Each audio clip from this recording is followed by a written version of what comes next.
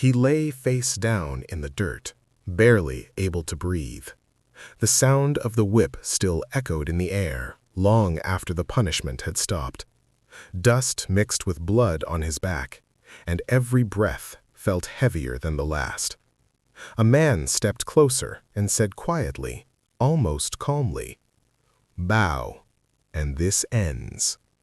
For a moment, the world seemed to stop. Slowly, painfully, the young man lifted his head. His body trembled from pain. His hands were chained. His strength was gone. But his eyes refused to surrender. And in that silent moment, something changed. The men standing around him realized they were not looking at a broken slave. They were looking at someone who would never bow. History remembers victories. It remembers powerful names, generals, and kings. But some stories are buried on purpose because they are dangerous. This is one of those stories. The story of a man who had no power, no freedom, and no voice, yet became a threat to a system built on fear. And that is why history tried to erase him. Before chains, there was a different life. He was born in a small village where mornings began with sunlight and voices, not commands. Where people worked hard, but they worked for themselves. He remembered running through open fields as a child. He remembered his mother's laughter and the way his father spoke about dignity. His father used to say, "A man can lose everything, except the choice to stand." At the time, those words meant nothing to him. Years later, they would become the only thing he had left. The day everything ended began before sunrise. The sound of horses shattered the silence.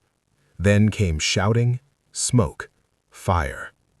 Men with weapons stormed into the village, moving fast, showing no mercy. People ran in every direction. Some fought back. Most were captured. He remembered his mother's hand slipping from his as he was dragged away. He remembered screaming until his throat burned. That was the last time he ever saw home. The journey that followed erased childhood completely. They were chained together, forced to walk for days without rest. Food was scarce, water even less. Some people collapsed along the way. The line kept moving. No one spoke about those who didn't get up again. By the time they reached the market, many had already stopped hoping. This was where humans became property. Men walked around inspecting bodies like livestock, checking muscles, teeth, scars, deciding value.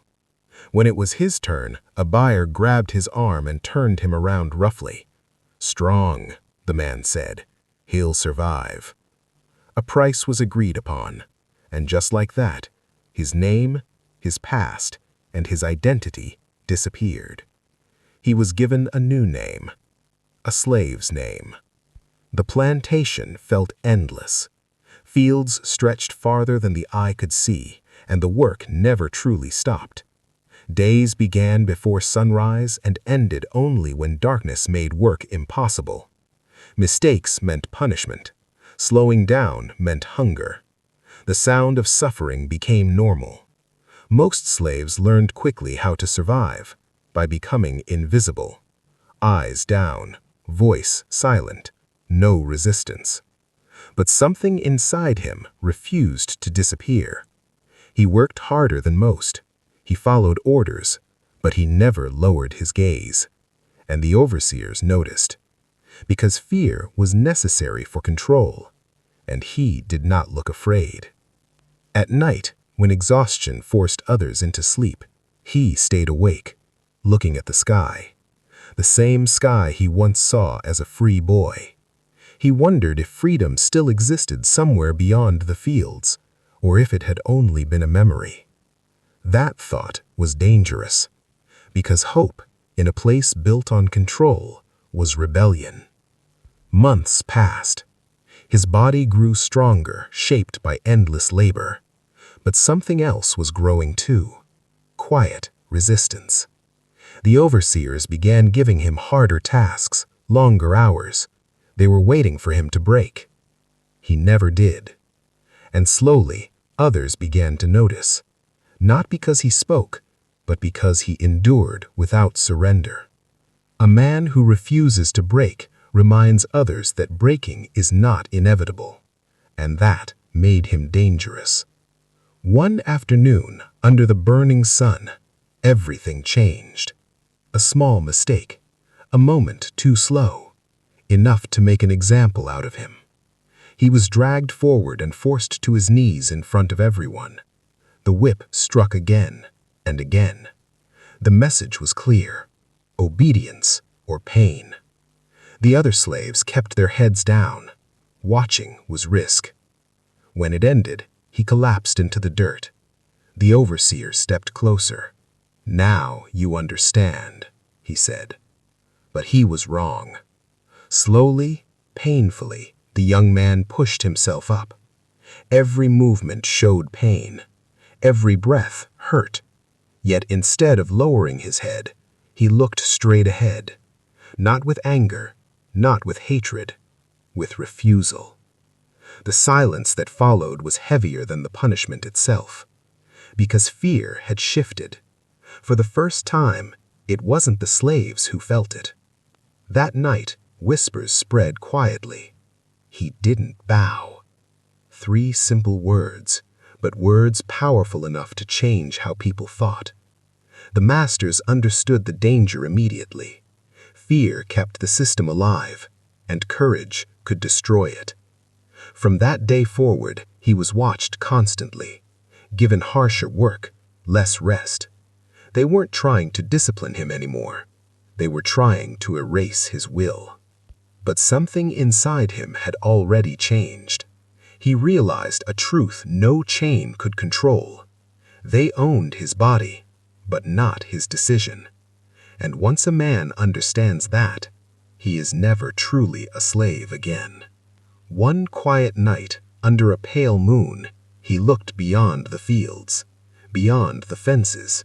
Somewhere out there was freedom, or death. And for the first time, both felt the same. That was the night the idea entered his mind: escape. He knew most who tried never survived, but staying meant disappearing slowly, and he refused to disappear.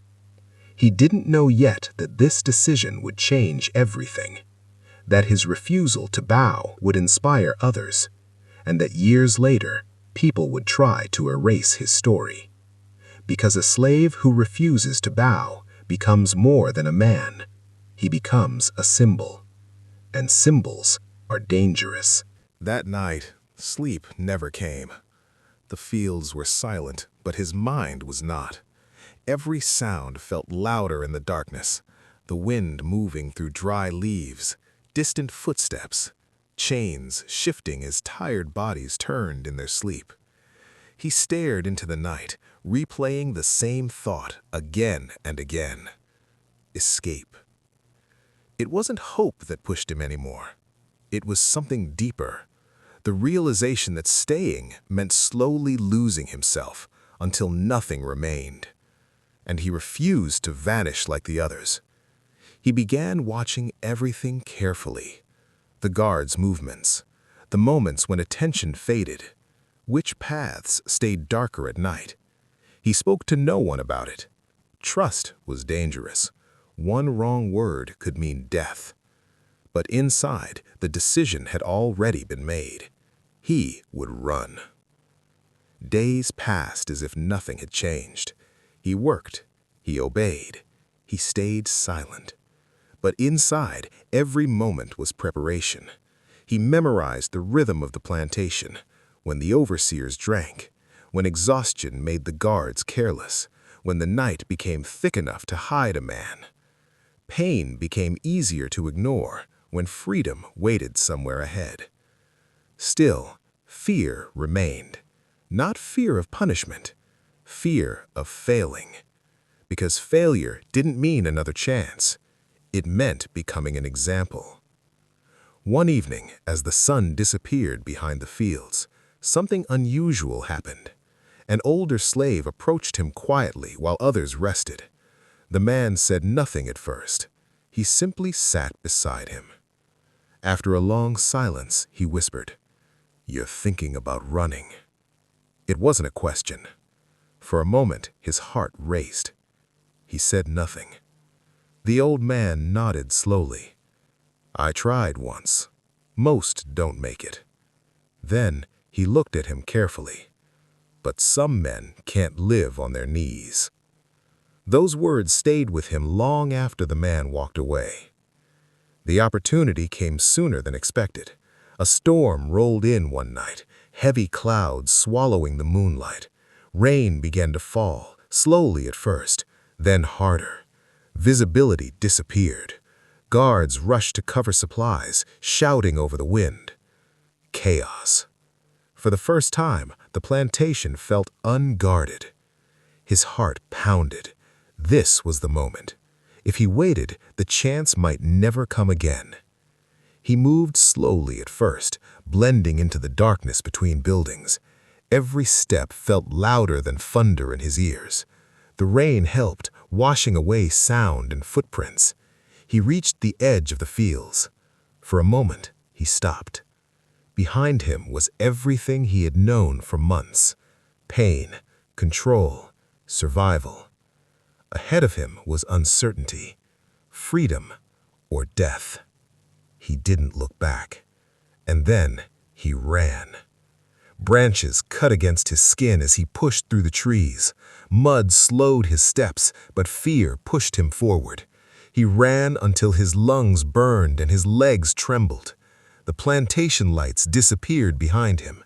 For the first time in months, there were no chains, no commands, only silence. He almost believed he had made it. Then the dogs started barking. The sound froze his blood. They had noticed. Shouts echoed in the distance. Torches lit the night behind him. They were coming. He forced himself to keep moving, deeper into the forest, ignoring pain, ignoring exhaustion. The ground became uneven. Roots caught his feet. He fell, stood again, kept running. Freedom was close. He could feel it. Hours passed. Rain stopped, but the cold remained. His body began to fail him. Hunger, fatigue, blood loss.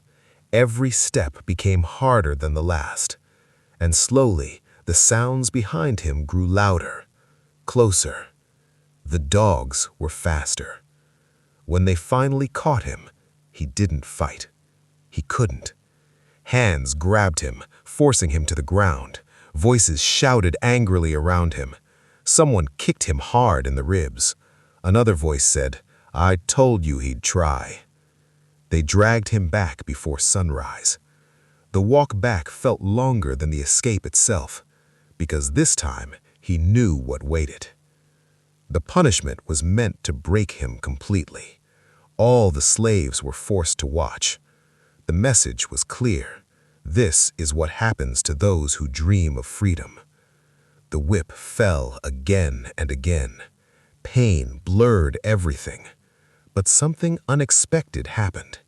Even as his body collapsed, his spirit did not. He did not beg. He did not apologize. And once again, he did not bow. The overseers grew frustrated. Pain usually worked. Fear usually worked. But with him, neither seemed enough. And that frightened them, because a man who no longer fears pain cannot be controlled.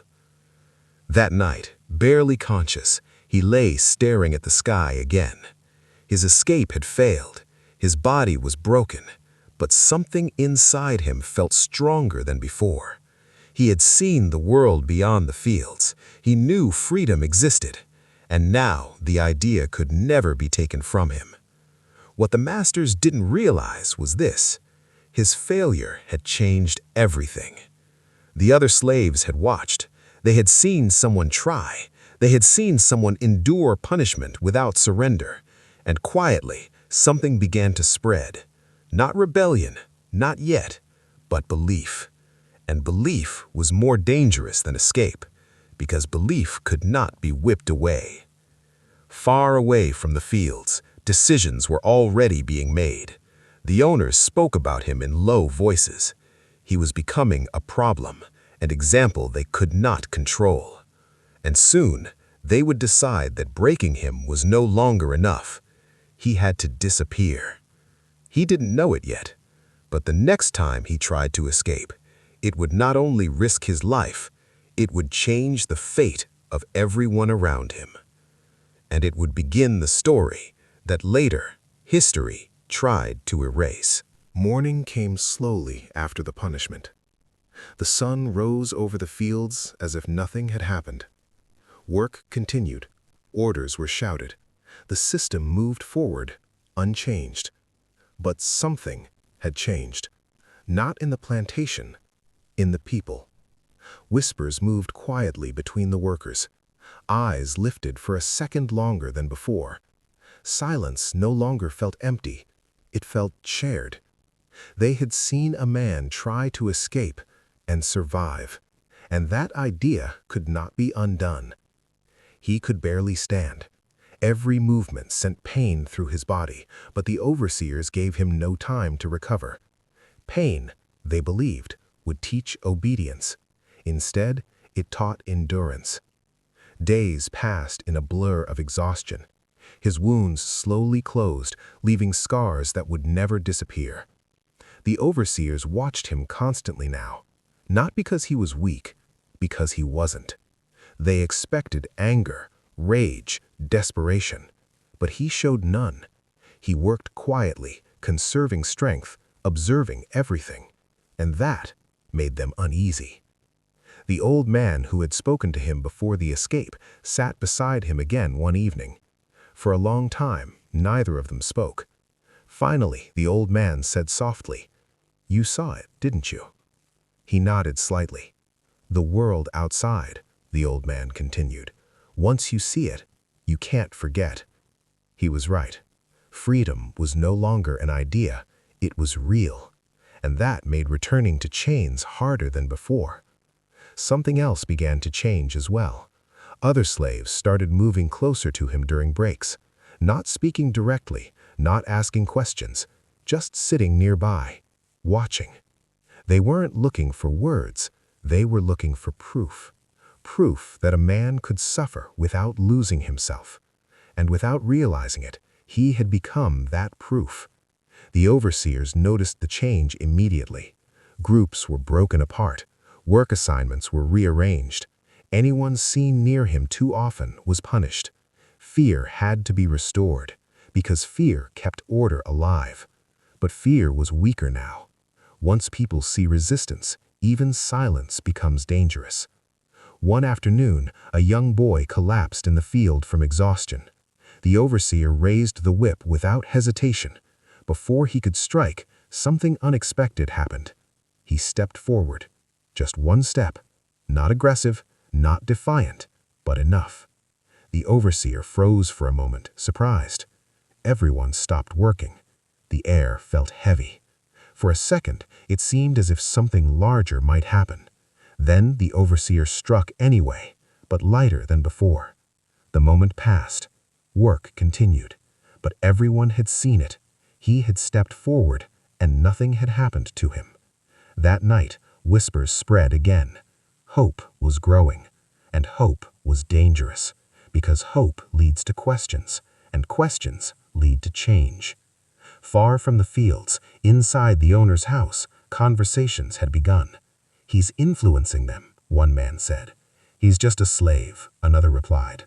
"No," the first answered quietly. "He's becoming something else." They spoke about selling him, moving him, separating him from the others. But there was hesitation. Strong workers were valuable, and profit often blinded fear. For now, they decided to watch. Meanwhile, he had begun to understand something important. Escape alone was not enough. Even if he succeeded, others would remain behind. The system would continue. The thought disturbed him. For the first time, freedom felt larger than himself. At night, he spoke quietly with the old man again. "There are places farther north," the old man whispered, places where chains don't reach the same way. The idea sounded impossible, but not completely.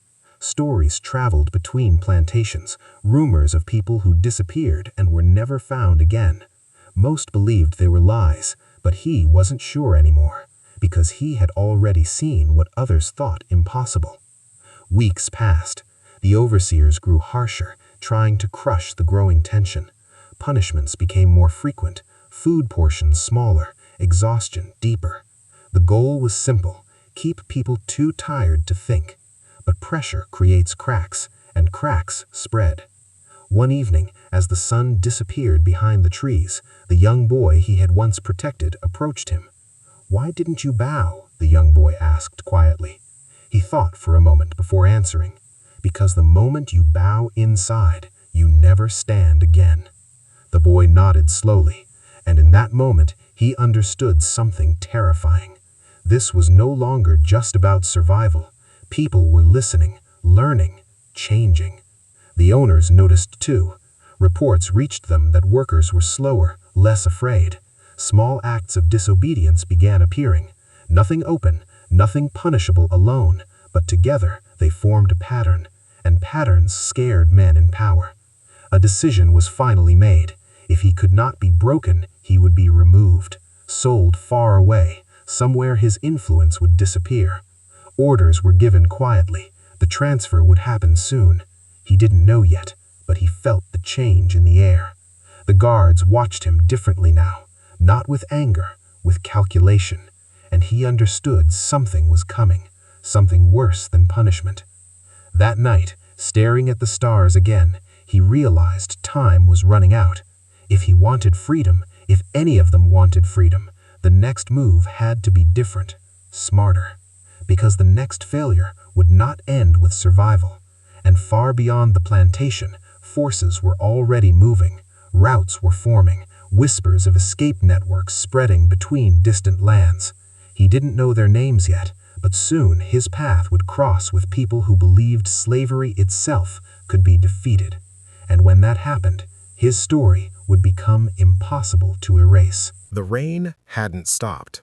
It fell softly against the windshield as David sat motionless in the driver's seat, his reflection staring back at him through the glass. The city lights blurred into long streaks of gold and red, but his mind was somewhere else entirely, trapped between memories and questions that refused to stay silent. Maya's words echoed again in his head. "The truth doesn't disappear, David. It waits." For years he had believed his father's death was an accident, a tragic night, a closed case, something painful but simple. Now nothing felt simple anymore. He started the engine but didn't drive home. Instead, almost without thinking, he turned toward the old industrial district, a place he hadn't visited in over a decade. The streets grew quieter as he drove deeper into the forgotten side of the city. Broken streetlights flickered. Empty buildings stood like ghosts of another time. And at the end of the street, the building appeared. His father's old office. The sight alone tightened something inside his chest. Memories rushed back. Late nights waiting in the car, his father promising he'd be done soon. The smell of coffee and old paper filling the air. Back then, David never questioned what his father actually did there. Tonight, he needed answers. The front door was locked, but one of the side windows had been shattered long ago. David climbed through carefully, landing inside a room thick with dust and silence. Every step echoed. Papers lay scattered across the floor as if someone had left in a hurry and never returned. The air felt heavy, like the past was still alive inside these walls. He moved deeper into the office, running his fingers across an old desk. Everything was abandoned, except one thing. A photograph still hung on the wall. David stepped closer. The picture showed his father standing beside several men, all dressed formally, smiling for the camera. At first it looked ordinary. Then his breath caught. One of the faces. He had seen him before. Recently. With Maya. A cold realization spread through him. This wasn't coincidence. His father, Maya, the secrets she refused to explain, it was all connected. And whatever the connection was, it had been hidden for a reason. Behind him, footsteps broke the silence. I knew you'd come here." David turned sharply. Maya stood in the doorway, her coat dripping from rainwater. Her expression wasn't fearful, it was tired, like someone who had been carrying a secret for too long. "You followed me?" David asked, his voice tense. She shook her head slowly. "No, I came because you're running out of time." The words hit harder than he expected. Time for what? More lies? Maya stepped closer, lowering her voice. "Your father didn't die in an accident, David." The room seemed to shrink around him. "He found something powerful, something people were willing to kill for." David's jaw tightened. He wanted to reject it, to call it impossible, but deep down, something told him she was telling the truth. "Then why didn't you tell me before?" David asked. "Because you weren't ready, and because the moment you know everything, they start watching you." A chill ran down his spine. "They?" he asked.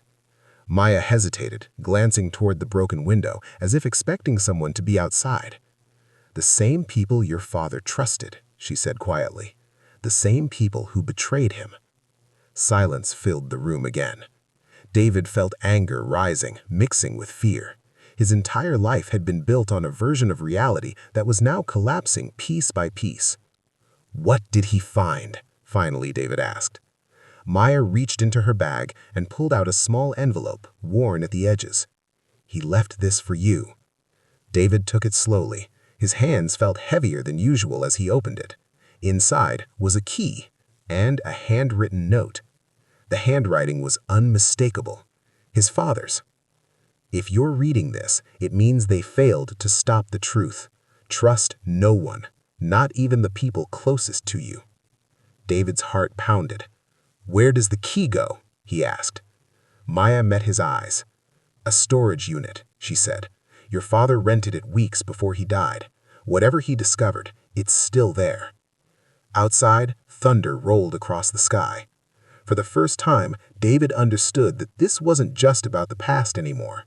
Someone had spent years making sure this secret stayed buried, and now he was digging it up, which meant one thing. He wasn't just searching for answers anymore. He had become part of the danger. As they stepped back into the rain, neither of them noticed the black car parked across the street. Its engine was running, headlights off, watching, waiting. And somewhere inside that car, a phone screen lit up with a single message. He knows. The game had begun. The storage unit door opened with a slow, metallic scream. Dust fell from the ceiling as David pushed it upward, and instantly froze.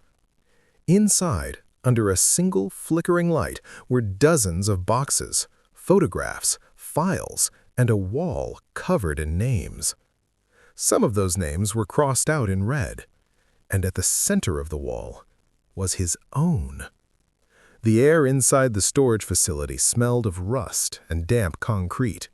Rain echoed faintly outside, tapping against the metal roof like a warning that refused to stop. David stood motionless, the key still trembling between his fingers. This can't be real," he whispered. Maya stepped beside him, her eyes scanning the room carefully. She wasn't surprised.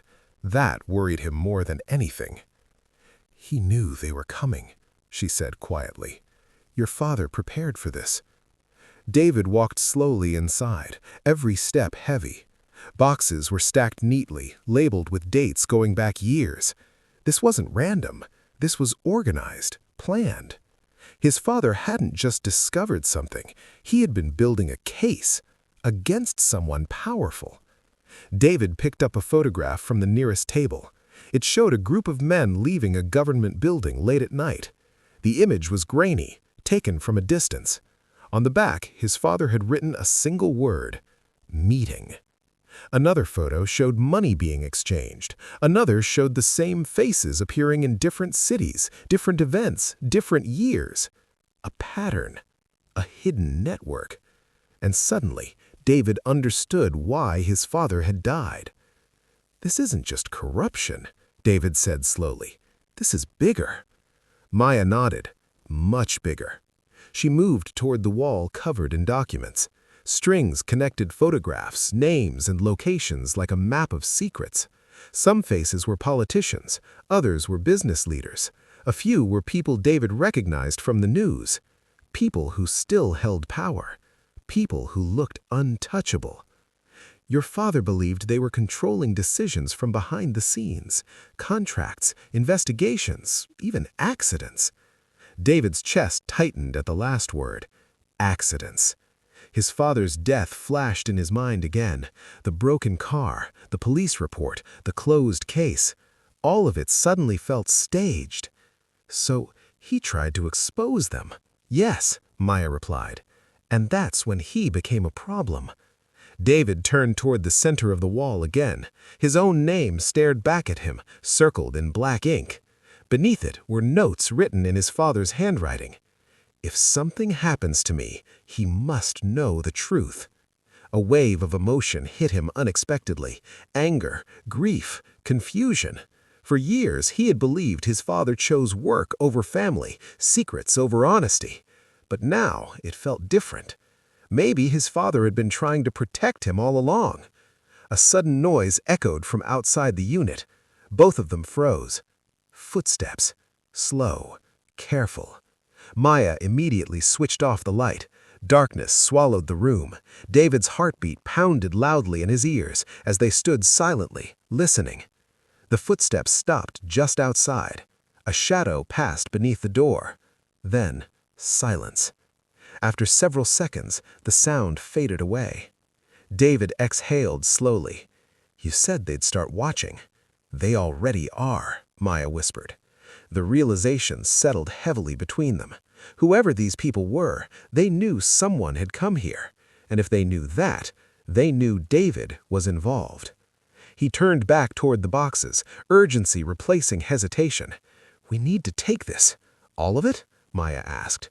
No, David said, shaking his head, just enough to understand what he found. As they searched through the files, one folder stood out.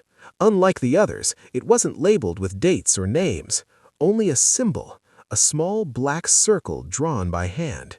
Inside were documents his father had marked repeatedly. Bank transfers, private communications, hidden accounts, and one final page, a list titled Phase 2. David frowned. What is this? Maya read over his shoulder, her expression changing instantly.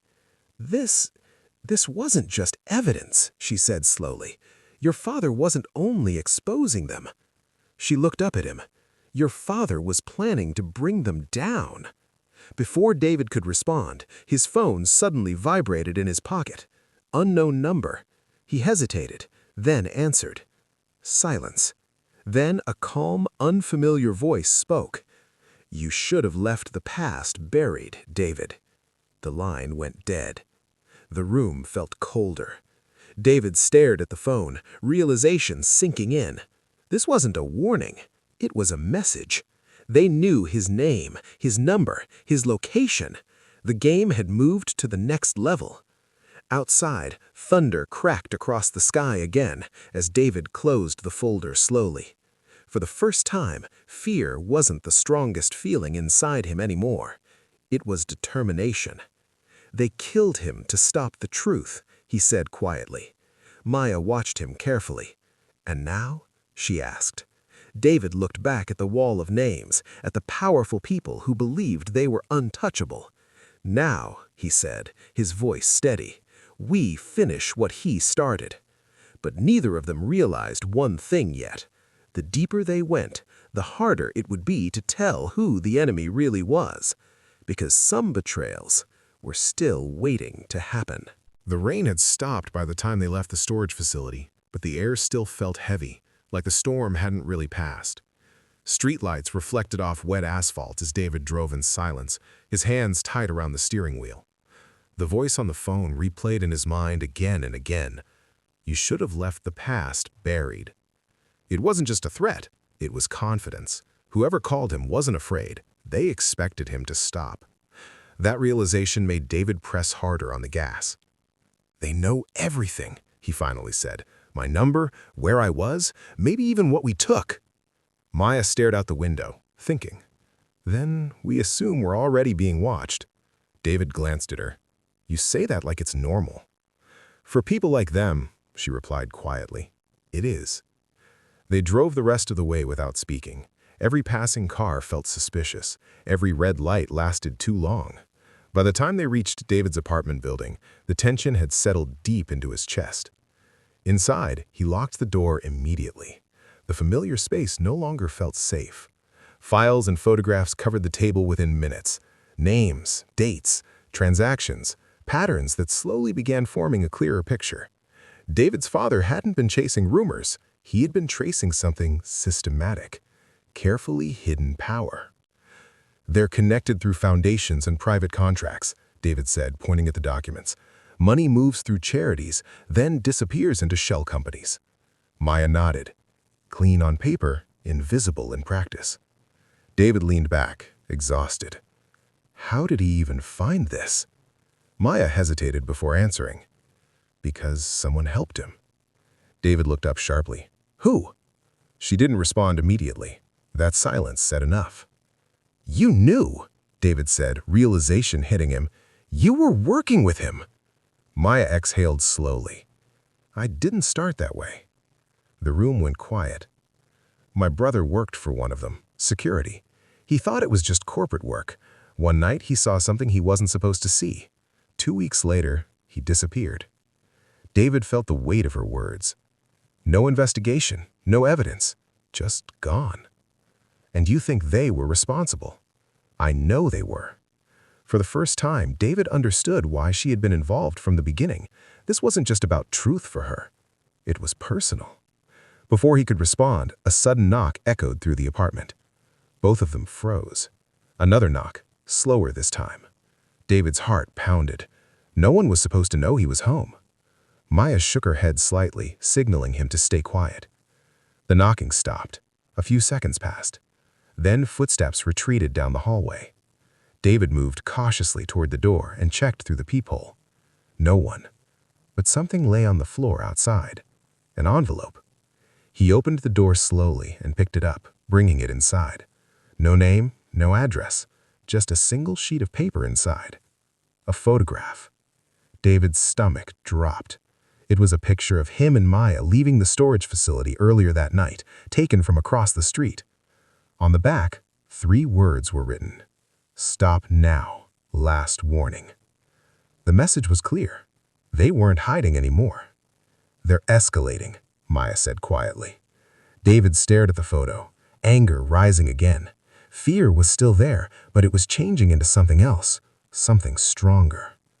They killed my father. They destroyed your family. And now they think a warning will make us stop? Maya didn't answer. She could see the shift in him. This was the moment everything changed. Because once someone stopped being afraid, they became unpredictable and dangerous. David walked back to the table and opened the folder marked Phase 2 again. This time, he noticed something he had missed before, a list of locations highlighted in red. Meeting points, future dates. David's father hadn't just gathered evidence, he had been preparing for exposure, public exposure. If we can prove this, David said slowly, they can't hide anymore. Maya looked uncertain. Or they make sure we never get the chance. Silence filled the room again. Both of them understood the risk now. This wasn't a story anymore. It was a fight against people who controlled outcomes from the shadows, and those people never lost willingly. David closed the folder. Then we move faster than they expect. Outside, far below the apartment window, a black car sat parked across the street, engine running, lights off, watching, waiting. Inside the car, a man lowered a pair of binoculars and spoke quietly into his phone. He's not stopping. A pause. Then a response from the other side. Good. That makes this easier. The call ended, and somewhere in the city, plans began to shift, because David wasn't just uncovering the truth anymore. He was walking straight into a trap that had been waiting long before he ever found the key. The elevator stopped between floors. The lights flickered once, then went out completely. In the darkness, David heard breathing that wasn't his own, and a voice whispered from somewhere behind him, "You are warned." The emergency lights came on seconds later, glowing faint red across the elevator walls. David's pulse thundered in his ears as he turned slowly, his back pressing against the cold metal. No one was there. Just his reflection staring back at him from the steel doors. The elevator jerked violently, then resumed moving as if nothing had happened. When the doors finally opened, David stepped out cautiously into the underground parking garage, scanning every shadow. Something felt wrong. Not danger he could see, danger he could feel. Upstairs, Maya was already gathering the files. She had barely slept. Every sound in the hallway made her pause, listening, waiting. The warning photograph lay on the table beside her, impossible to ignore.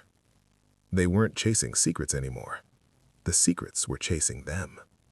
When David entered the apartment, she immediately noticed his expression. What happened? He hesitated. Someone was in the elevator with me. I couldn't see them. Maya's face tightened. That's not intimidation. That's pressure. They want us nervous, making mistakes. She nodded slowly, and eventually, stopping. David looked at the documents spread across the table again. The deeper he looked, the clearer the pattern became. Meetings scheduled weeks ahead, financial transfers timed perfectly before political decisions, every move calculated. This wasn't chaos. It was control. Phase 2, he said quietly. My father wasn't planning to expose them randomly. He was waiting for something. Maya leaned closer. What kind of something? David pointed at a date circled multiple times in red. 3 days from now, he said. A meeting, a big one. The location listed underneath made Maya's eyes widen. That's impossible, she whispered. What? That building is private, invitation only. CEOs, politicians, people who don't want cameras around. David felt a cold realization settle in. Which means if evidence appears there, they can't bury it quietly, Maya finished. For the first time, his father's plan made sense. Public exposure in a place too visible to silence completely. Risky, dangerous, but effective. A sudden buzzing sound interrupted them. David's phone. Another unknown number. This time, a message instead of a call. You're closer than he ever was. David's grip tightened around the phone. They're watching everything. Maya stepped toward the window and pulled the curtain aside slightly. Across the street, a car sat parked with its engine running. Same position as the night before. They're not hiding anymore, she said. David followed her gaze. Anger replaced fear again. Good. Maya turned sharply. No, not good. That means they've decided you're a threat. Before he could respond, the apartment lights suddenly flickered. Once. Twice. Then the power went out completely. Darkness filled the room. Outside, the city still glowed, but inside the apartment, everything fell silent. Even the hum of electricity disappeared. Maya's voice dropped to a whisper. David. A sound came from the hallway. The faint click of a door opening. Neither of them moved. Another sound. Slow footsteps approaching. David's mind raced. The files, the evidence. If someone took it now, everything his father worked for would disappear again. The doorknob began to turn. Maya grabbed his arm. Back exit, she whispered urgently. The door opened just as they slipped into the kitchen. A shadow moved across the living room wall. Someone had entered without speaking. Professional. Calm.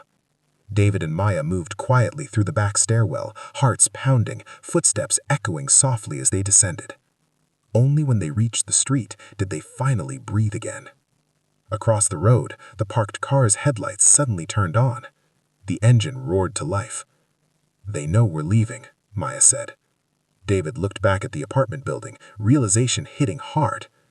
It's not about stopping us anymore. The black car pulled out slowly, following at a distance. It's about controlling where we go next. And somewhere behind them, inside the dark apartment, a man calmly searched through the remaining papers, taking photographs, sending them to someone else. Because the trap wasn't meant to end the story. It was meant to guide it. And David had just stepped exactly where they wanted him. The city lights blurred past as David drove faster than he should have. The black car behind them stayed at a distance, never too close, never far enough to disappear. It moved like it already knew where they were going. Maya kept checking the side mirror. "They're not trying to hide." "That's the point," David replied. "They want us to know." Rain began falling again, light at first, then heavier, turning the streets into reflections of red and white lights. Every turn David made, the car followed. Not aggressively, patiently, like hunters who knew their prey would eventually get tired. "Take the next right," Maya said suddenly. David looked at her. "Why?" "Because if they expect us to run, we stop running." He hesitated for only a second before turning the wheel. The road narrowed, leading into an older part of the city where traffic disappeared and buildings stood half empty. The black car slowed behind them, watching, waiting. David pulled into an underground parking structure and killed the engine. Silence filled the car, except for the sound of rain hitting concrete above them. The headlights behind them stopped at the entrance. Neither vehicle moved. Minutes passed. Finally, the black car reversed slowly and disappeared back into the street. Maya exhaled. "They're not chasing us." David frowned. "No, they're guiding us." The realization settled heavily between them. Everything that had happened, the warnings, the break-in, the surveillance, it wasn't random pressure, it was control. Someone wanted them scared, moving, reacting, making predictable choices. "They want us desperate," Maya said quietly. "Desperate people make mistakes." David leaned back in his seat, thinking. His father's words echoed again in his mind. Trust no one. What if Phase 2 wasn't just exposure? What if it was protection? Maya turned toward him. Protection from what? From this, from being pushed into a corner. They sat in silence for a moment before David reached into his jacket and pulled out the folder again. Under the harsh parking lights, he studied the pages more carefully than before. That's when he noticed something new. A second set of markings. Faint, almost invisible. Coordinates. His father hadn't written them in ink. They were scratched lightly into the paper, as if meant to be hidden from anyone searching quickly. Maya leaned closer. "What is that?" "I think," David said, narrowing his eyes, "this was his backup plan. A place not listed anywhere else. A place only someone looking carefully would find." Before they could say more, David's phone vibrated again. Another unknown number. This time, a message with a photo attached. David opened it and felt his stomach drop. It was a picture of his apartment building, taken seconds ago. A second message followed. "You can't run forever." Maya saw the screen and shook her head slowly. They're escalating faster now. David's fear returned, but only briefly. Something inside him had changed over the past days. The fear no longer stopped him, it sharpened him. "They think this is about fear," David said quietly. "And it's not?" Maya asked. David looked back at the coordinates. "No," David said. "It's about time." Thunder echoed above them as he started the engine again. "Where are we going?" Maya asked. David folded the paper carefully. "To the place my father never wanted them to find." As they drove out of the parking structure, neither of them noticed a motorcycle pulling out from a dark corner behind them, watching, following. Across the city, inside a glass-walled office high above the streets, a man stood looking down at the rain-covered skyline. A phone rested in his hand as someone spoke on the other end. "They're moving again." The man smiled faintly. "Good," he said calmly. "Let them."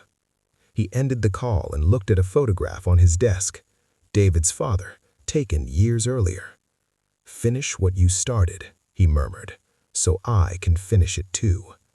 The game was no longer about stopping David. It was about using him. And David was driving straight toward the one secret that could destroy everything, or get him killed before sunrise. The road ended in darkness. No streetlights, no houses, no sound except the engine cooling down. David stepped out of the car and stared at the abandoned building ahead.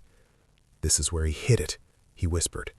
Behind him, somewhere in the dark, something moved. The old facility stood alone at the edge of the city, surrounded by broken fencing and overgrown weeds. Whatever this place had once been, it had been forgotten long ago.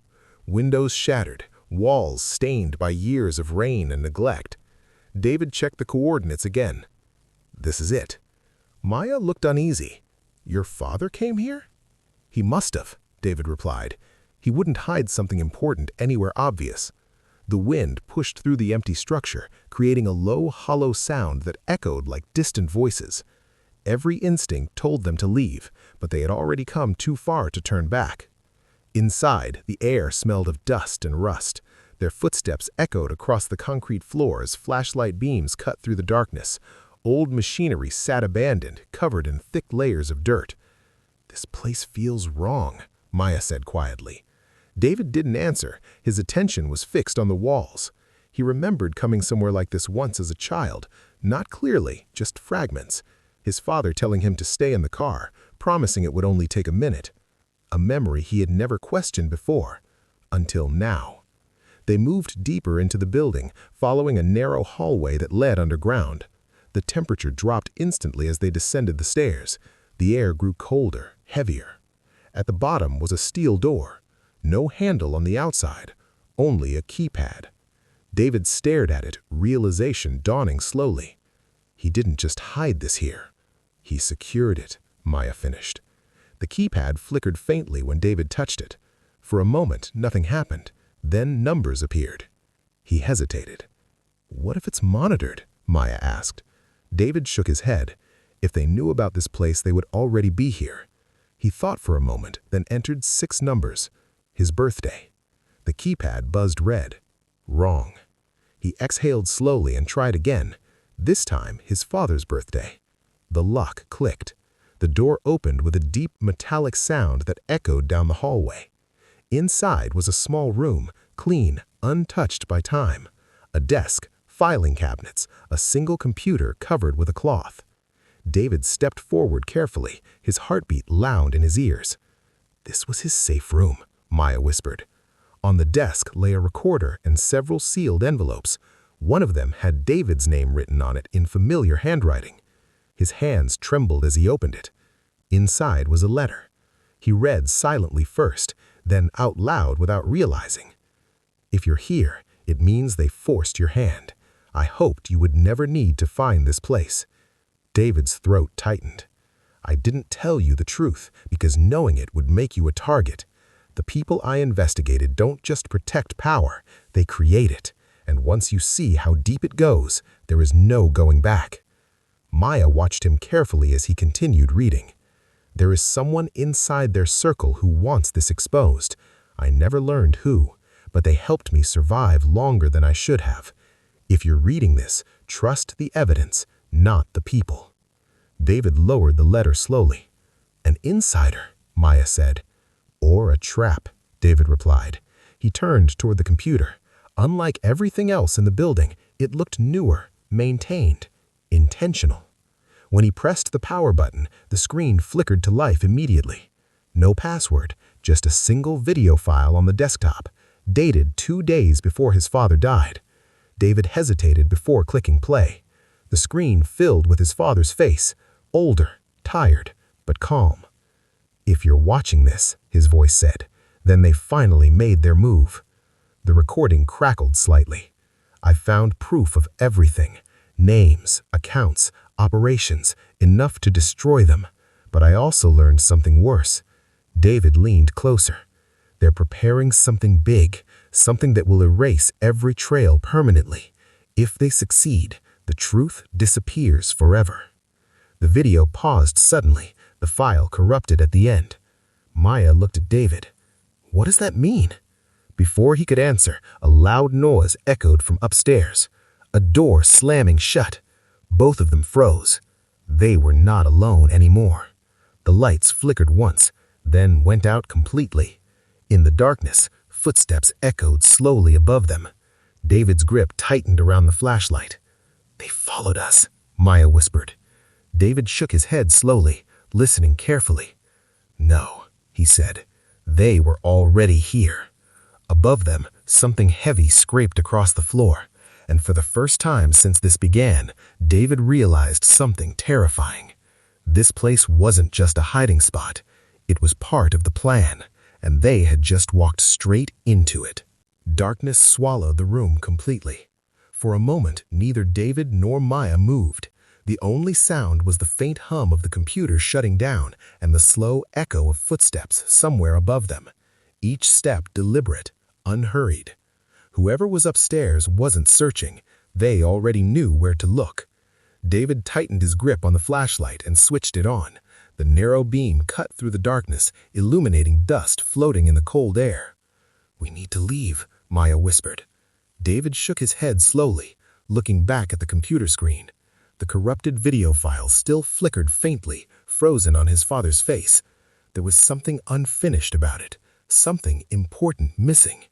"He said they were preparing something big," David said quietly. "That wasn't just a warning, it was a message." Another sound echoed above them, a heavy object dragged across the floor, closer this time. Maya stepped toward the door. "David, if they're here, then exactly this is why he built this place, to buy time." His eyes moved quickly across the room. Filing cabinets, sealed envelopes, the recorder on the desk. His father had never done anything without purpose. Nothing here was accidental. David picked up the recorder and pressed play. Static filled the room for a few seconds before his father's voice emerged, quieter than in the video. "They'll find the computer first. That's expected. But the real evidence isn't digital." David's breath caught. Maya looked at David. "What does that mean?" Before he could answer, the steel door behind them suddenly rattled. Someone was trying the keypad. David turned off the flashlight instantly, plunging them back into darkness. The keypad beeped once, twice. Whoever was outside knew how to use it. "They have the code," Maya whispered. David's mind raced. His father's voice replayed again in his head. The real evidence isn't digital. He dropped to his knees, running his hands along the underside of the desk. Dust covered everything, except one small area that felt cleaner than the rest. A hidden latch. He pulled it open. Inside was a small metal case. Locked. The keypad outside beeped again. "Hurry," Maya urged him urgently. David searched the desk quickly until he found a small key taped beneath the drawer. His hands trembled as he unlocked the case. Inside were photographs, handwritten notes, and a flash drive. Maya exhaled softly. "This is it." The keypad outside gave a final long beep. The lock clicked. The door began to open. David grabbed the flash drive and shut the case just as the steel door slid inward with a loud metallic sound. A silhouette appeared in the hallway, backlit by faint hallway light. A man stepped inside slowly, calm, controlled, not surprised to see them. "You shouldn't have come here," he said evenly. David raised the flashlight, the beam revealing a middle-aged man in a dark coat. His expression wasn't angry. It was disappointed. "Who are you?" David demanded. The man smiled faintly. "Someone your father trusted." The words hit like a punch. Maya's voice hardened. "You're the insider?" The man didn't deny it. "I tried to warn him, but he wouldn't stop, just like you." David felt anger rising. "You killed him!" The man's expression didn't change. "No, I tried to save him." Silence filled the room. "He found out too much too quickly. There are people above this, people you can't fight. Your father thought truth was enough. It isn't." David's tightened his grip around the flash drive in his pocket. "Then why help him at all?" The man's eyes darkened slightly. "Because someone has to end this, but not like this." Behind him, another shadow appeared in the hallway, then another. Maya's voice dropped. "David." They were surrounded. The man stepped aside slightly, giving the others space to enter. Professionals, silent, prepared. "This doesn't have to end badly," he said calmly. "Give me the evidence. Walk away. Live your life." David's heart pounded.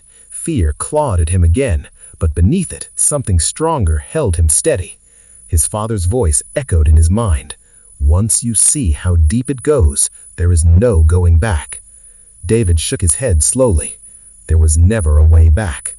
For the first time, the man's calm expression cracked. Disappointment turned into certainty. Then you've made the same mistake. The explosion lit up the night sky behind them. David didn't stop running until he realized the gunshots weren't chasing them. They were fighting each other. And for the first time, David understood. This was never just one enemy. Cold air burned in David's lungs as he and Maya ran across the empty ground, gravel crunching beneath their feet. Behind them, shouts echoed from inside the facility, orders being yelled, doors slamming, alarms screaming into the night. But the sounds were wrong, chaotic, uncontrolled. "They're not after us," Maya said between breaths. David slowed, turning back toward the building. Smoke poured from one side of the structure, orange light flickering through broken windows. Shadows moved rapidly inside. Two groups, two sides, fighting. "Someone interrupted them," David said. Maya nodded. "Or someone wanted us to escape." The realization sent a chill through him. Whoever caused the explosion knew they were inside, knew where to strike, knew the timing. Which meant only one thing. Someone else had been watching too. A car engine roared nearby. Headlights suddenly cut through the darkness as a black SUV pulled up sharply in front of them. David instinctively stepped in front of Maya. The driver's door opened. A woman stepped out. Calm, focused, armed. "Get in," she said firmly. David didn't move. "Who are you?" The woman glanced toward the burning building. More gunshots echoed in the distance. "If they catch you again, this story ends tonight." Maya's eyes narrowed. "You're the one who caused the explosion." The woman didn't deny it. "I'm the reason you're still alive." Sirens began wailing faintly somewhere far away. Police, or at least something meant to look like police. David hesitated only a second longer before opening the back door. They climbed inside, and the SUV sped away before either of them could ask another question. For several minutes, no one spoke. The city lights slowly returned as they drove back towards civilization. David studied the woman through the rearview mirror. She looked composed, like someone used to dangerous situations. "You knew my father," he finally said. Her eyes met his in the mirror. "Yes." The answer came too quickly to be a lie. "He trusted you," David continued. The woman's expression softened slightly. "He trusted very few people. That's why he survived as long as he did." Maya leaned forward. "Then why didn't you stop them before?" The woman's jaw tightened. "Because I was inside." Silence filled the car. David understood immediately. "You're the insider." She nodded once. "The man you met tonight thinks he is, but he switched sides a long time ago." David's mind raced. Then what is this really about? The woman took a slow breath before answering. "Control. Not money, not politics. Information. Whoever controls the truth controls everything that comes after." The words matched what his father had been trying to prove. David pulled the flash drive from his pocket, holding it tightly. "This is what they want." "Yes. And now that you have it, you're no longer a witness." He frowned. "Then what am I?" Her answer came without hesitation. "A threat." The SUV turned into an underground parking garage and stopped. The engine shut off, leaving only the distant echo of dripping water. The woman turned to face them fully for the first time. "Your father was close," she said quietly. "Closer than anyone realized. The meeting in 3 days, that's when everything changes. They're planning to erase evidence permanently. Servers, accounts, witnesses." Maya's eyes widened. "A reset?" The woman nodded. "After that, nothing connects back to them." David felt the weight of the flash drive in his hand. "And this stops it?" "It exposes it. which is why they'll kill to get it back. Silence settled heavily again. David looked down, thinking about everything that had happened. His father's warnings, the hidden room, the people willing to destroy entire lives to protect their secrets. He finally looked up. Then we don't run anymore. The woman studied him carefully, as if measuring something. You sound just like him, she said. Before David could respond, her phone buzzed. She glanced at the screen, her expression changing instantly. They found the facility, and they know someone helped you escape. Maya frowned. Meaning? The woman looked directly at David. Meaning the next move won't be quiet. Above them, tires screeched as another vehicle entered the garage. Headlights appeared at the entrance. Too fast, too deliberate. The woman reached for her weapon. Stay down, she said sharply. David's heartbeat surged again as the approaching car accelerated toward them. The war his father warned about had finally begun. And now, there was no safe side left to stand on. The headlights rushed toward them, blinding in the darkness of the parking garage. Tires screeched as the incoming car swerved sideways, blocking the only exit. The engine roared, then shut off suddenly. Silence followed. Heavy, intentional. David's heart hammered in his chest as the woman in the driver's seat raised her weapon slightly, her movements controlled and precise. Stay behind me, she said. The car doors ahead opened slowly. Two men stepped out, their faces hidden in shadow. They didn't rush, they didn't shout. They moved with the calm certainty of people who believed the outcome was already decided. Maya whispered, "They found us too fast." The woman's jaw tightened. They didn't find us, they predicted us. David understood immediately. Every move they had made since leaving the facility, every turn, every stop, had been anticipated. Someone inside the network was always one step ahead. One of the men stepped forward into the light. It was the same man from the underground room, the one who claimed he tried to save his father. "You're making this harder than it needs to be," he said calmly. The woman beside him lowered her weapon slightly, but didn't relax. "You shouldn't be here." He smiled faintly. "Neither should you." David stepped forward, despite Maya grabbing his arm. "You said you wanted to help him." "I did, but your father didn't understand something important." "And what's that?" David demanded. The man's expression hardened.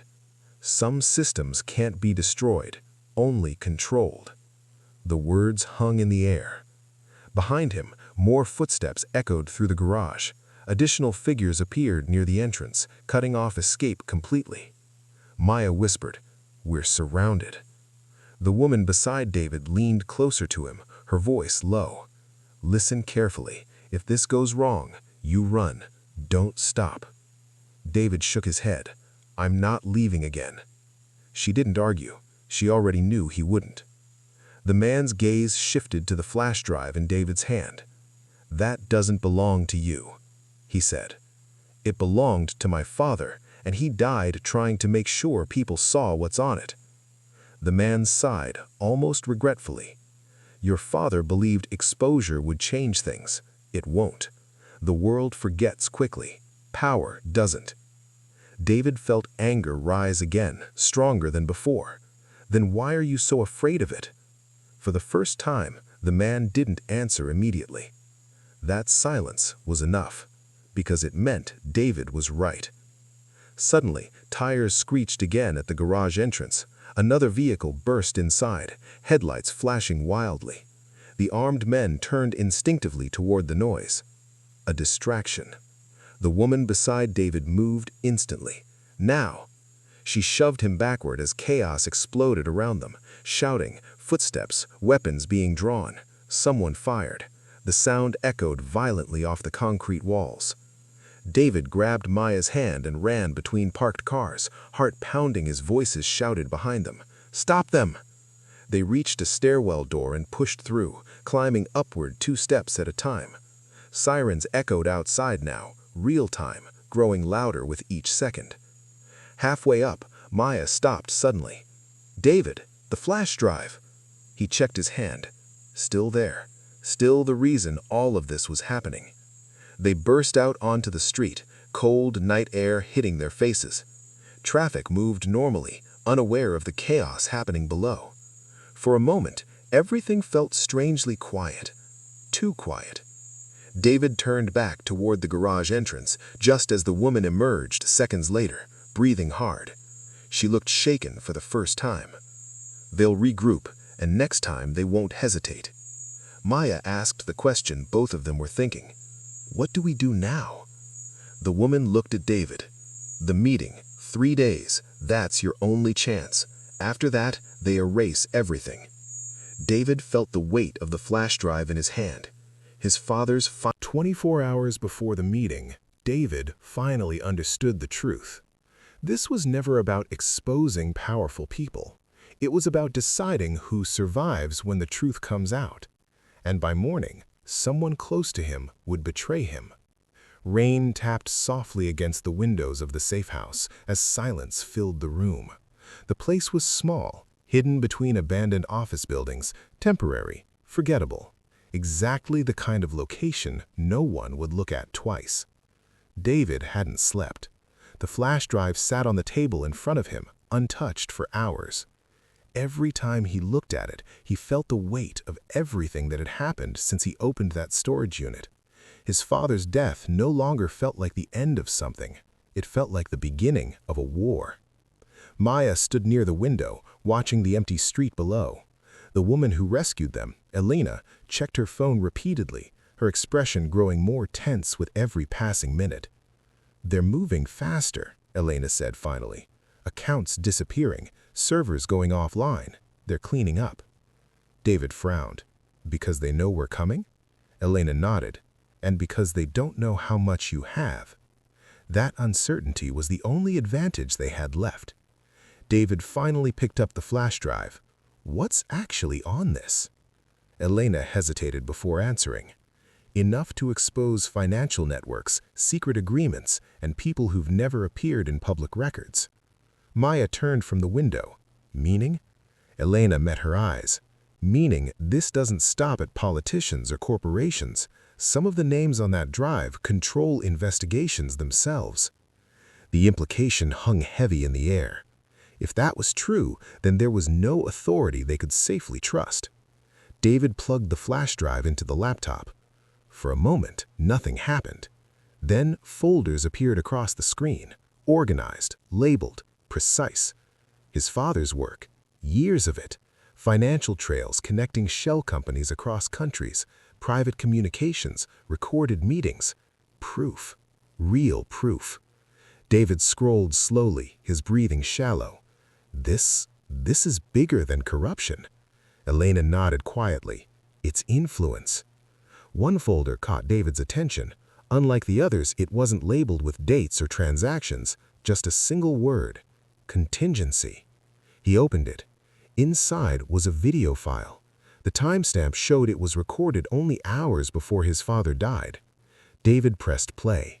The screen filled with his father's face again, older and more tired than before, but this time there was urgency in his eyes. "If you're watching this," his father said, "then they've already tried to stop you." David leaned closer. "I made a mistake," the recording continued. "I thought exposing them would end it. It won't. Exposure creates chaos, and chaos creates opportunities for worse people to take control." Maya frowned. "What does he mean?" Elena didn't answer. She already understood. His father continued, voice lower now. "There are people inside the network who want this exposed for their own reasons, not justice, power. If the system collapses, they replace it." David felt a chill run through him. The insider, not a savior, a competitor. You must be careful who you trust, because when the truth comes out, everyone chooses a side. The video ended abruptly. Silence filled the room. David slowly looked up. "That's why they didn't kill me immediately," he said. "They're waiting to see who I help." Elena nodded. "You're leverage now." Maya crossed her arms. "So no matter what we do, someone wins." David shook his head. Not if everyone sees the truth at once. Elena studied him carefully. You're thinking about releasing everything publicly. It's the only way, David replied. No deals, no control. For the first time, Elena looked uncertain. That will create chaos, she warned. Markets crash, careers end, people panic. David's voice hardened. My father died trying to stop them quietly. I'm not making the same mistake. The tension in the room shifted. Outside, a car slowed briefly in front of the building before continuing down the street. Maya noticed Elena watching it carefully. Do you think they found us again? Maya asked. Elena didn't answer immediately. I think, she said slowly, the closer we get to the meeting, the fewer people we can trust. David followed her gaze, and for the first time since this began, a dangerous thought entered his mind. What if the betrayal his father warned about hadn't happened yet? What if it was still coming? The laptop screen flickered suddenly. A new message appeared. Unknown user connected. All three of them froze. Then a line of text appeared on the screen. You're running out of time, David. The message vanished before anyone could react. Elena closed the laptop immediately. They're inside the system now, she said quietly. David felt the pressure closing in again. The meeting was less than a day away. Every move from now on would decide how this ended, because tomorrow night, the truth would either be revealed or buried forever. And someone in that room already knew which one they wanted. The silence that followed was heavier than any chain. For generations, fear had been the language of survival. Speak less, obey more, endure quietly. That was how people stayed alive. But now, something had changed. The fear was still there, but it no longer ruled completely. In its place, something new had begun to grow. Hope. And hope, once awakened, is impossible to silence. The stories of resistance were no longer whispered only in secret. They traveled through songs, through sermons, through coded messages passed from hand to hand. Every act of courage, no matter how small, became a spark. A woman teaching children to read in secret, a man refusing to bow his head, families protecting one another against impossible odds. These were not just acts of survival anymore, they were acts of defiance. And the system that had once seemed unbreakable began to show cracks. Across towns and plantations, enslaved people found ways to reclaim pieces of their humanity. Spiritual gatherings became spaces of strength where faith was not just about heaven, but about justice. Music carried hidden meanings, messages of escape, of endurance, of tomorrow. Even laughter became resistance, a refusal to let cruelty define their existence. But resistance came with a cost. Punishments grew harsher, laws became stricter. Those in power understood something dangerous was happening. The people they believed they owned were beginning to see themselves as human beings deserving freedom, and that realization terrified the system more than rebellion itself. New leaders began to emerge, not always loudly, not always publicly, but powerfully. Some spoke through words, others through action. They encouraged unity, reminding people that their strength did not lie in standing alone, but in standing together. And slowly, the idea of freedom transformed from a dream into a goal. Outside observers began to notice. Writers, activists, and religious leaders started speaking against the brutality they witnessed. Stories of suffering crossed oceans and borders. What had once been hidden in isolated places was now being exposed to the world. Yet change did not come easily. For every step forward, there was resistance from those determined to keep the old order alive. Violence intensified. Families were separated to break spirits. Communities were torn apart to stop unity from growing. The message was clear: obedience or suffering. But the strategy began to fail. Instead of breaking people, it strengthened their resolve. Mothers taught their children stories of dignity and resilience. Fathers passed down lessons of courage. Elders reminded the young that their history did not begin in chains, that before oppression, there had been culture, identity, and pride. Memory itself became a weapon against oppression. As years passed, the struggle expanded beyond survival. It became a fight for recognition, for equality, for the right to exist without fear. The language of resistance evolved. Freedom was no longer just physical escape. It was education, ownership, family, and voice. And voices were growing louder. Movements began forming, connecting individuals who once felt isolated in their suffering. The realization spread. This struggle was shared.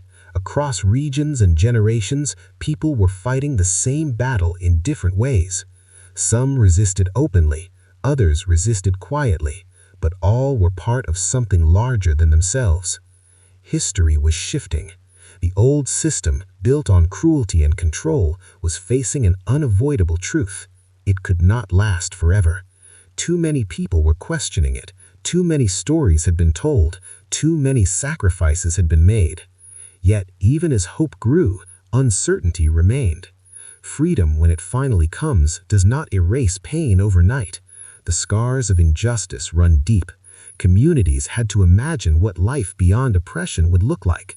What did freedom truly mean? How could broken families rebuild? How could trust return after generations of suffering? These questions Freedom did not arrive as a single moment. It did not come with silence or peace. It came with uncertainty, with unanswered questions, and with a future no one fully understood yet. For generations, people had fought to break physical chains, but now a new struggle began. What does freedom truly mean when the wounds of the past are still fresh? The end of one system did not automatically create justice. Communities that had endured unimaginable suffering now faced a different challenge, rebuilding lives in a world that had never treated them as equals. Families searched for one another after years of separation. Parents looked for children they had lost. Husbands and wives tried to reunite across distances created by cruelty and profit. Freedom meant movement, but it also meant responsibility. People had to decide where to go, how to live, and how to survive without the structures, even oppressive ones, that had once controlled every part of their existence. Many chose to stay close to familiar land, hoping to rebuild from what little remained. Others left in search of opportunity, believing that somewhere beyond the horizon a better life waited. Entire communities began forming, built on cooperation and shared struggle. For the first time in generations, there was space to dream openly. Education became one of the most powerful tools of this new era. Schools were built with limited resources but unlimited determination. Children and adults alike sat together, learning letters and numbers that had once been forbidden knowledge. Every lesson represented more than learning. It represented independence. Knowledge meant possibility. But progress was met with resistance. Those who had benefited from the old system feared losing power. New laws and policies emerged, designed to limit freedom without openly denying it. Rights were promised, but not always protected. Opportunities existed, but barriers remained. The struggle had changed shape, not disappeared. Violence and intimidation became tools used to maintain control. Communities that tried to advance economically or politically often faced backlash. The message was subtle but clear. Freedom would be allowed only within certain limits. Yet people refused to return to silence. New leaders began to rise, teachers, ministers, writers, and organizers who understood that the fight ahead required unity and strategy. They spoke about dignity, about voting rights, about economic independence. They encouraged people to see themselves not as victims of history, but as authors of the future. Their words inspired hope, but also drew opposition, because true equality challenges deeply rooted systems. Still, progress continued in small but meaningful ways. Businesses were created, land was purchased, families established homes that represented stability after generations of instability. Cultural traditions that had been suppressed began to flourish openly again through music, storytelling, and community gatherings. Identity, once attacked, was being reclaimed. But the emotional scars remained. Freedom did not erase trauma. Many carried memories of loss that could never be replaced. Healing became a slow and personal journey, passed from one generation to the next. And the younger generation began asking new questions. They had grown up hearing stories of suffering, but they also wanted opportunity. They wanted access to education, fair treatment under the law, and the ability to shape their own destinies. Their expectations were different, and that difference would shape the next phase of the struggle. The movement for equality began to expand beyond individual communities. Allies emerged from unexpected places. Some recognized that injustice anywhere threatened justice everywhere. Conversations about rights and fairness began entering political spaces, newspapers, and public debates. The issue could no longer be ignored. But change brought tension. Every advancement created fear among those who believed equality meant loss. Conflicts intensified. Progress slowed, then surged again. History moved forward in waves, moments of hope followed by moments of resistance. Yet something fundamental had shifted forever. The idea of freedom was now rooted deeply in the collective consciousness. It could be delayed, challenged, or restricted, but it could not be erased.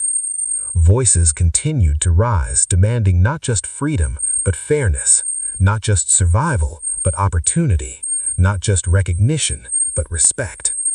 And as the nation struggled with its identity, the next generation prepared to push the movement further than ever before. They understood that the fight ahead would not only be fought in fields or streets, but in courts, classrooms, and conversations. Change would require patience, courage, and persistence. The question was no longer whether freedom would exist, but what kind of freedom it would become. As this chapter closes, the world stands at the edge of transformation once again. The foundations have been laid, but the structure is unfinished. New voices are rising, new challenges are emerging, and the definition of equality itself is about to be tested. Because the next chapter will bring a movement that reshapes history, one driven not only by resistance, but by vision. A movement that demands to be heard. It rarely ends with a single victory. Even after years of struggle, sacrifice, and courage, the promise of equality remained unfinished. The chains that once held people physically had been broken, but invisible barriers still shaped everyday life. Laws had changed, but attitudes were slower to follow. Freedom existed, yet justice still required a voice strong enough to defend it. And that voice was growing louder. A new generation emerged, raised on stories of endurance and resistance. They understood the pain of the past, but they refused to accept it as their future. Instead of silence, they chose action. Instead of fear, they chose unity. The struggle began moving from survival toward transformation. Communities organized peacefully but powerfully. Churches, schools, and public spaces became centers of discussion and planning. People spoke openly about voting rights, equal opportunities, and dignity under the law. They marched not only for themselves, but for generations yet to come. The message was simple yet revolutionary. Equality was not a favor to be granted, it was a right to be recognized. The world began to watch. Images of peaceful protests facing hostility revealed a truth many could no longer ignore. The contrast between courage and injustice forced society to confront its own contradictions. Slowly, public opinion began to shift. Conversations once avoided became impossible to silence. Change, however, never comes without resistance. There were moments of fear, moments when progress seemed fragile. Leaders faced threats, communities faced pressure. Some questioned whether the struggle was worth the cost. But history had already taught one powerful lesson. Silence never brought freedom. So they continued. Through speeches that inspired millions, through marches that filled streets with determination, through acts of everyday bravery that rarely made headlines but changed lives nonetheless. Each small victory added momentum to a movement that refused to stop. And gradually, laws began to reflect the voices of the people. Legal barriers that once justified inequality were challenged and dismantled. Opportunities slowly expanded. Education, employment, and political representation began opening doors that had long been closed. The progress was imperfect, but it was undeniable. But the most important change was not written in law. It lived in identity. People who had once been told they were less than human now stood proudly in their own history. Culture, music, literature, and art carried stories of pain, resilience, and triumph. These stories ensured that the past would not be forgotten, not out of anger, but out of understanding. Because remembering protects the future. The legacy of those who refused to bow down became larger than any single individual. It became a symbol, proof that dignity cannot be permanently suppressed, that courage, even when punished, leaves marks on history that cannot be erased. And the impact spread beyond one nation. Movements around the world drew inspiration from this struggle. The idea that ordinary people could challenge injustice resonated across borders. The fight for equality became part of a larger human story, one still being written today. But history teaches another truth as well. Progress is not permanent unless it is protected. Every generation inherits both the victories and the responsibilities of those who came before. Freedom requires vigilance. Equality requires participation. Justice requires memory.